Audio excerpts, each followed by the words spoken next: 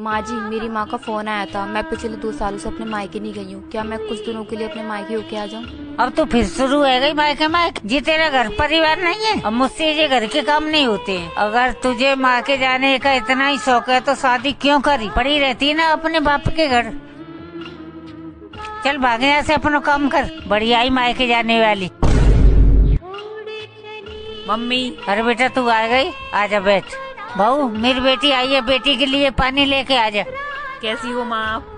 अरे बेटा तू इतने दिनों बाद आई, क्या तुझे अपनी बूढ़ी माँ की याद नहीं आती है? हाँ माँ आती तो है, लेकिन मेरी सास जी बोलती है कि तू मायके चली जाएगी तो पूरे घर का काम कौन करेगा। ये बहू आने के बाद पता नहीं सासों को क्या हो जाता है। 10-15 दिन काम कर लेंगी तो इनके हाथ पैर नहीं टूट जाएंगे। माँ आप एक बात बताइए, भाभी को भी तो 2 साल से ऊपर हो गए ना मायके गए हुए, तो आप उन्हें क्यों नहीं जाने देती हो? माँ आप एक सास की नजर से नहीं, एक माँ की नजर से देखिए ना, वो भी तो मेरी तरह अपने माँ को छोड़ के आपके पास आई हुई है ना। क्या मेरी ननद ने ठीक बोला?